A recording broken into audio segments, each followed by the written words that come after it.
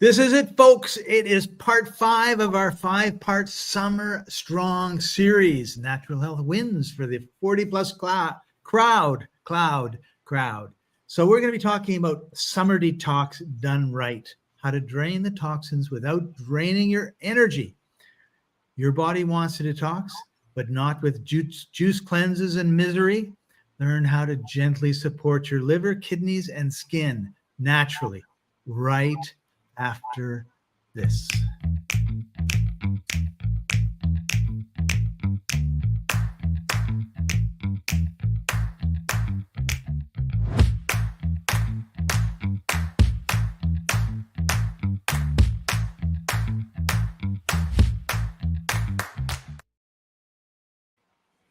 Welcome, everybody. This is the Life Enthusiast Health Shot podcast, restoring vitality to you and the planet. I'm your host, Scott Paton. Joining us, as usual, is our other host, Martin Pytela, health coach, health engineer. How are you doing today, Martin? It's a fine day, relatively speaking. on the scale of I'm ecstatically happy or I want to die, I'm closer to the happy than I want to die. So what the heck? That's good. I'm glad to hear that. Yeah. And of course, we want to say hi to George. Thank you for joining us as usual. Oh, and Kevin too. All right, awesome. Well, he's now greeting Kevin. Hopefully, Kevin is listening as well. All right. George is doing great. Our faithful. Okay, guys, I so appreciate you coming by. So before we get into today's topic, we need to talk about Mercury retrograde, because what will normally happen is about 10 minutes before we go live, I will text on a software called Click Martin. And so, we've been chatting back and forth on this software for weeks, if not months. And today when I go to do it, it goes, oh yeah, no, we logged you out. And it's like, where can I find the password? And I tried a couple, they didn't work. And now I've done a one-time password. It's going to be no problem. I'm going to get in. But it was just like, why now? Why now? And Martin, in your infinite wisdom, shared something. What was it? Oh, I just pointed out that Mercury retrograde tends to cause collisions in travel and communications. And they always admonish us to, Mercury retrograde is an astrological condition that happens about 3 times a year for about 3 weeks at a time. And it just causes us to have to review all things. Retrograde really means that the planet's moving backwards in the sky, which is just a little funny phenomenon. And it seems to somehow really coincide with problems with travel and problems with communications. Yeah, and then we had a problem with communication here.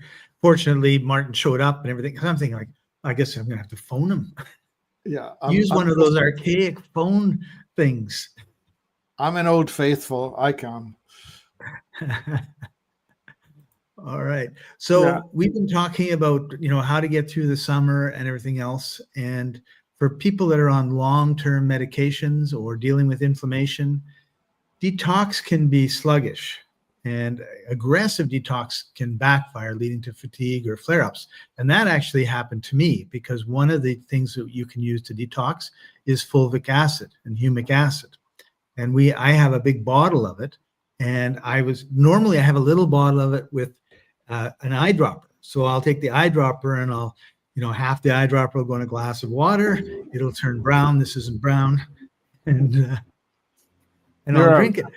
But with this big bottle, I just pour it.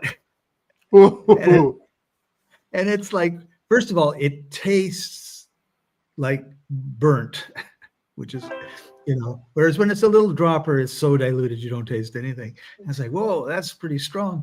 And of course, then I have this bad cold and my nose is going and I'm coughing up and everything else. And of course, Martin says, well, you're detoxing, aggressively detoxing, especially after I told him what happened. Yeah, George goes, oops, that's right. So oftentimes, though, that's what we think. We think, okay, I need to detox. I need to really give it. And that's not always necessarily the case. So let's talk a little bit about gentle detoxing, Martin. Gentle detoxing. Well, look it. You want to make your pooper running right? Like it's called open the channels that are detoxifying you. So how do you detoxify? One, your breathing. You want to bring stuff out and not store it, right? So that's one. Two, through your skin, you sweat.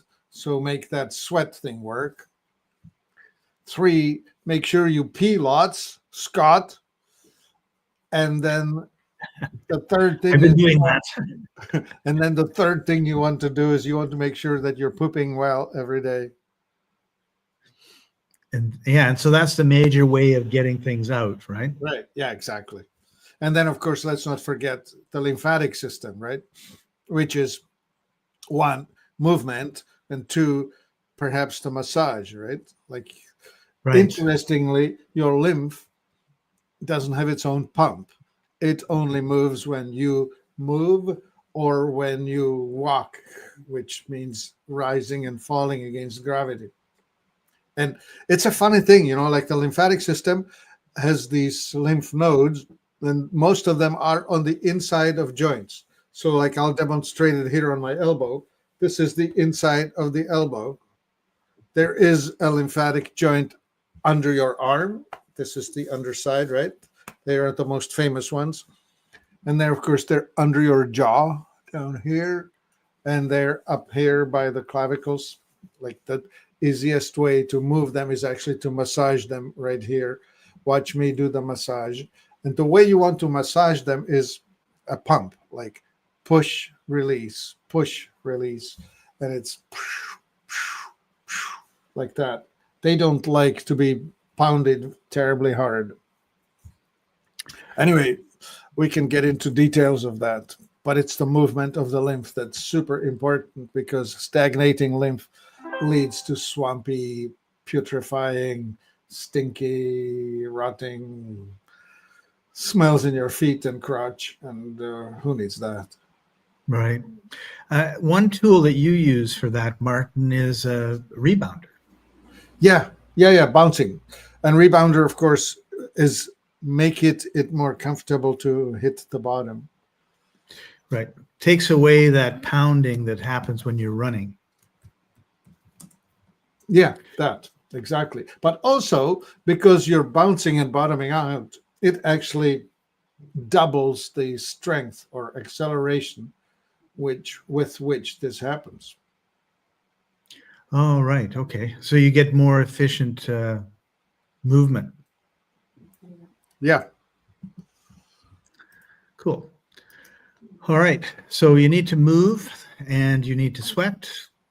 You need to poop, and you need to pee. You need to blow your nose and hack. Yeah, all that. And if you don't put in really bad stuff, and your air is not super polluted and your water is not terrible, and then you have to do less detoxing. Yep. Unfortunately, the problem is in the summertime, we like to head out into the bush, drink a lot of beer. In British Columbia, smoke a lot of pot. I wouldn't know anything about that. Really now? I thought in British Columbia, what we're supposed to be doing is going out into the bush looking for the magic mushrooms and using that to tonify our abilities. Well, whether it's the mushrooms or smoking bark, it's generally speaking a little bit of good with a lot of bad. Yeah. So let's talk a little bit about some of the natural things that people can do. We're going to talk about two products, Lazarus and New Liver, a little bit later, but I wanted to talk a little bit about how milk thistle or burdock root or dandelion could help, because most of the time we think of those as weeds. Yeah, of course. We think of them as weeds. They're the most precious, important plants, right? thistle, and dandelion. Now, in the dandelion, it's the root. It's the root of the dandelion that's super important. But actually, the leaves of the young shoots of the dandelion are awesome in a salad. You know what's interesting is all the bitter foods, plants, especially the one that have the latex in them, such as the thistle and dandelion. They help to form bile. All the bitter things, right? And so what do you use bile for in our body? well, the bile is formed in your liver, and it's essentially the saponification. What the heck is that word in English? It's the binder that helps to deal with fats. So does it bind to fat and pull out the bad fat? No, it's not about binding the fat. It's allowing the fat to be digested, to be broken down, to be converted, okay. right? So your bile is produced by your liver and it's injected into the gallbladder. And so when a meal that contains fat is coming out of the stomach, it gets squirted that stuff in. The stuff being bile. Okay. Yeah. And interestingly, the bile also is a means of getting rid of a lot of stuff. Like when the liver does detoxification in the body, it's dumping toxins through the liver into the gut, through the bile into the gut. And then out it goes. Yeah. Cool. And the liver normally works mostly between 10 at night and 2 in the morning. Is that Yeah, right? it's more 1 a.m. to 3 a.m. is when the liver's doing the backwashing, the maintenance, right? So when it goes offline to do its self-care. Oh, okay. So that's usually when your liver stops making glycogen. And so if you didn't eat the right stuff, your blood glucose drops and your adrenals wake you up in the middle of the night saying, Scott, we're out of energy. Feed us. Now, fortunately, I haven't had that problem. It's very easy for you to eat after dinner before bed, right? Yeah, it's a It's a good bad life. habit. It's part of how I'm You made. know, okay, yeah, it's a bad habit. People who don't eat after dinner are healthier.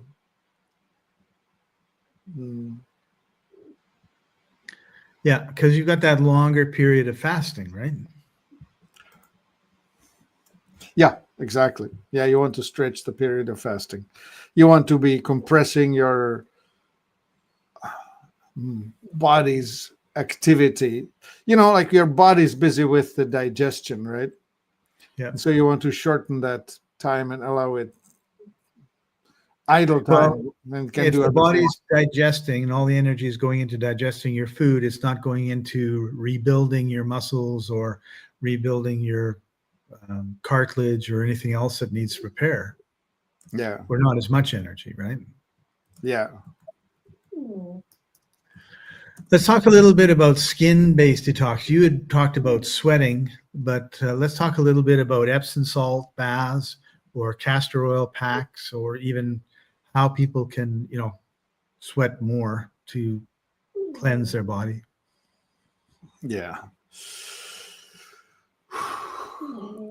Well, what does your grandma's wisdom say about all that? Well, I find personally, I love going into a sauna. I go into a sauna, I get really, really hot. The water just flows out of my pores, and it feels really good. Surprisingly, a wet sauna or a steam bath doesn't do nearly the same. It actually bothers my lungs, and I'm coughing a lot more. Yeah, how about that? So I like that dry heat. Yeah. Yeah. And of course, and in the summer, we have to remember that if we sweat a lot and if we do sauna on top of it, we will be losing a whole lot of salt. Right. Yeah, I keep remembering how people undersalt themselves, and then they get weak and kind of tired and unclear in their head, and are wondering why that is. Yeah. Well, we've been taught. Do you get high blood pressure? Don't take any salt. Yeah, you know what's funny about that high blood pressure business? So, um, high level of cortisol is associated with retention of sodium. And sodium, of course, we have this sodium potassium pump Right. where potassium's on the inside of the cell, sodium's on the outside of the cell. And in order to balance the transfers of either nutrients in or metabolites out, we need to have this polarity between sodium and potassium adjusted, right? And so the more protein you eat, the more salt you will need to get rid of all the metabolites, for example. This is why people put salt and pepper on eggs. Or meat, yeah. Yeah, or meat. Yeah, exactly. Like that. So I'm just trying to figure out the wise way of speaking about it. And I just keep running out of ideas in the sense that um, so the sodium retention is caused by stress. And so is your high blood pressure rising because you eat too much salt, or is it rising because your stressy reaction to your life is causing it to be retained? And I would bet my tutu on the latter. Right. I would insist that it's your nervousness that's causing your blood pressure to rise, and not your oversalting your food. I would agree. And so we can't really talk about salt without making a distinction between refined salt with iodine added to it and Himalayan salt, as an example. In other words, there are qualities of salt. And if you get the refined salt, you're not getting much benefit. If you get the raw salt, I can put it that way, then it's much, much better. So just going to the restaurant and taking the shaker off the table and pouring it onto your French fries and eggs is not really going to be like the best thing to do. Quality, it's like they used to say this about computers, right? Garbage in, garbage out. Yeah. That's the same with our bodies. Garbage in, garbage out. So you got to make sure that you're putting good stuff in your body. Yeah, the miserable stuff about all of that is how did they process it? Like I remember, for example, the Himalayan salt that I've had. Well, we still have the chunks. We have run out of the fine ground salt. But the grinding of the salt was a really interesting process. The fellow that was doing it, he had two very large granite wheels. Like the wheel was about 4 feet. Yeah, 4 feet diameter. And it was on a shaft that was a square stick of oak.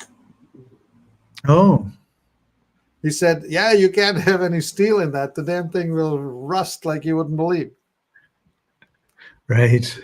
So anyway, there were two granite wheels and an oak shaft, and it was grinding. One was stationary, the other one was moving, and it was grinding the salt. Wow. And he said, yep, the commercially ground salt will have all kinds of leftovers in it. It will have iron, it will have aluminum in it, it will have anti-caking, and it will have pouring agents, right? Like the fine salt that we've had, by the time you get the bag, it's actually all stiff, and you actually have to break it apart, right? I remember getting salt like that. Yeah. Well, you need to essentially put it into another bag and step on it, right? Like just it will come apart, but it requires some pressure. Right. Okay. So getting back to the skin, George has a comment he put in. He likes to apply iodine DMSO gel, and I don't know what DMSO stands for. Dimethyl sulfoxide, if you really want to know. Okay. It's a really cool thing. DMSO is something we don't have in our store. DMSO is one of those items that the FDA has been hounding people for. You know, you put DMSO on your website, it's almost like you're painting a target right over here. No. There are a few. DMSO is one of them. The CDS or chlorine dioxide solution, also known as MMS, right? There are a few of those things. Oh yeah, silver is another that the FDA has never really liked. They would always chase us alternative health promoters, telling us, "No, you can't talk about that." But anyway, DMSO is really, really good at driving whatever you have with it into the body, and it's an awesome supplement for sulfur. So I have been using MSM, which is methyl sulfonyl methane, and the difference between the two is that there's an extra oxygen in MSM, and it goes from liquid to solid to powdered. So I'm able to use MSM, which is a powder, and I dissolve it in water. It's chemically really similar, just one extra oxygen. Okay. Cool. All right. So, and what about iodine? Putting iodine on your skin, is that a good idea? Yeah. Iodine is the element responsible for the resilience of your barriers. Like, for example, in German, it's called the shield gland. Oh. So what, George, what do? Do you just get like a bottle and you just, after you shower, you just pour it all on and rub yourself and now you're like bright red? Or how does that work? And you know, DMSO really has a smell to it. Oh. Well, we know that if you want to be healthy, you're probably not going to smell. All I want to say is, if you want to get romantic with your partner, delay the application of DMSO until afterwards. To shins and knees. Okay. Well, and of course, I have some iodine, George, and the reason I was asking was like, where do you put it? And I would think I'll put some on my knees because I do have a slight inflammation in my knees, which is way better than it was a couple of years ago. So I'm happy that it's rejuvenated to the point where I can walk with minimal problem. You know, this week I was listening to a lecture by Dr. Brian Ardis, and a chiropractor. Anyway, he was talking about nicotine, and he was saying that the recommendation is that you take the nicotine patches and cut them into strips that are about 1 milligram of nicotine, because a typical patch will have either 7, 14, or 28 or something like that milligram of nicotine. So you snip it up, and he said, take the nicotine patch and apply it directly to the joint, like to your knee or to your ankle or to your hip, wherever you want to put it. And he said, just watch, just do it and watch. So Scott, I need you to go find some nicotine patches out wherever you are. And I'm going to try it and see what happens. Now, and I'm going to put it in my calendar, which is what I did with my knees, so I could see how long it took them to get better. Yeah, right on. You know, the other thing that I remember, of course, is that vitamin B3, which comes under the name of niacin, is actually the same thing as nicotinic acid. It's connected. And therefore, vitamin B3 would be also very useful for the same purpose. There you go. All right. That's what I'm going to check. Yeah. Okay, we're running out of time, Martin, and I wanted to talk about a couple products. And the first one is Lazarus. So let's talk about one of my favorites. Yeah. The second most expensive product we make. Yeah. Yeah. You focus on that. I focus on it is the most potent product that we Yeah. make. And if you want really vibrant health, this is something you should take 2 or 3 times. Like a bottle of it, you should consume it 2 or 3 times a year, which is what I do. Yeah. All right. So it's at $2 a teaspoon. So you definitely want to be making sure you use a lot of it, because it makes my business run better. And the main point of this thing is that it's loaded with 2 things. One is royal jelly, which is stuff that bees make. Mm. And that's what they feed their queen. And the other thing that it's rich in is allantoin, which is yet another one of those things that the FDA does not want you to know about. Right. Because if you look at the ingredients, Scott, you can read about allantoin, and There it is. there it is. There it is mentioned. You can look it up and go looking at out there what it's used for and what it does. The other thing that's heavy is hyaluronic acid, right? Yeah. That's now, so the allantoin is anti-inflammatory, but also really good at helping you build new muscle. So when we call it Lazarus because it reminded us of rising from the dead, no joke. Right. We had people who are, like bedridden for some time, and then they need to come back and put meat back on their bones. Lazarus is the thing you would use. Yeah, it's really, it's amazing. And I know so many people who have had kidney problems. And that's one of the reasons that I get it, is like, I don't want to have problems with my kidneys. One of my parents' cousins went 3 times a week, 30 miles from the countryside into the city for dialysis for like 10 years. Whew. And finally, he just said, I'm just not going anymore. Like, this is ridiculous. I mean, he's like 88, 92 or something. And he's just like, and he just faded away and he died. Yeah, it usually takes you skip 1 or 2 sessions and it's over. Yeah. Yeah. So he was, So anyway, I just think it's a really, really important superfood to have. And then, and then you rotate, this is all about education. We can show you the book, but you got to read it, right? Yeah. And the Exla superfoods are all amazing. And Martin is here to give you, his expert advice, but, read through them. There's scientific references, related articles, instructions, descriptions, everything you need to make a strong, a good decision. Yeah, I had one 60-year-old executive type call me and said, the combination of Lazarus with barley gold is probably the most wonderful thing that I've ever had. It's the, it's the building blocks with energy, plus all the repair material and the stimulation of the right things. And you can take an old guy and put muscle back on him. Right. I'll have to try that barley gold again. I haven't tried it for a while. Yeah. All right, let's take a look at one last one, and that is new liver, because we were talking about the liver before.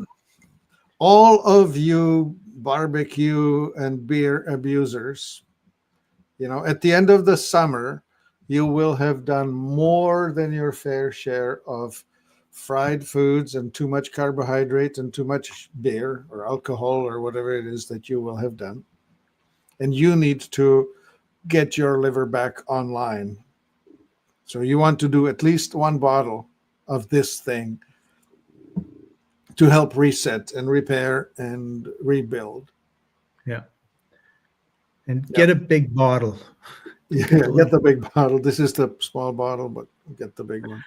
Yeah, and energy, quality of life, vitality of your digestive system, nutrients, memory, heart, immunity. The thing is this, right? The liver is responsible for making energy. So anything that requires energy is affected, which is everything. Yeah. Right.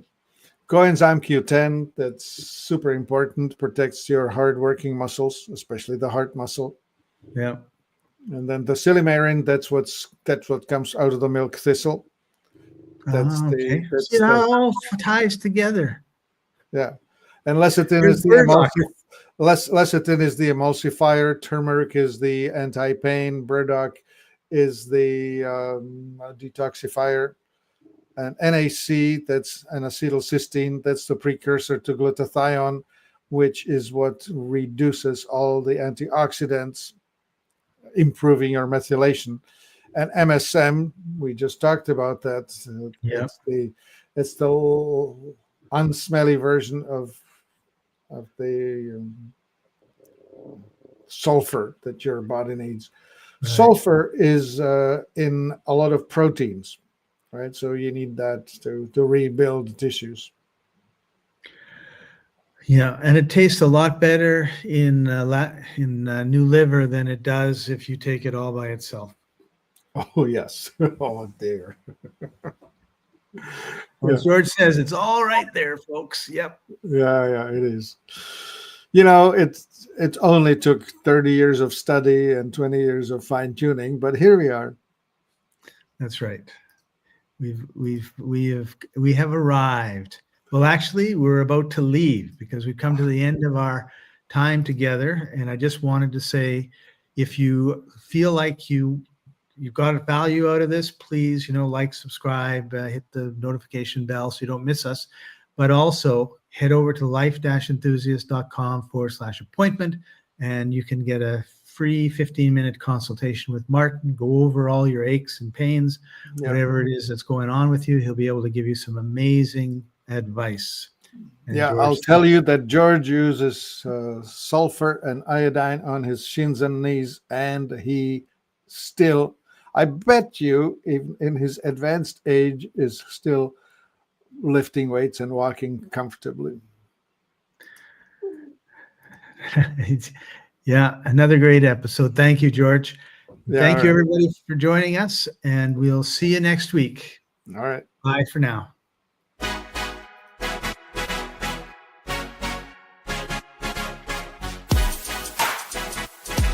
Hey.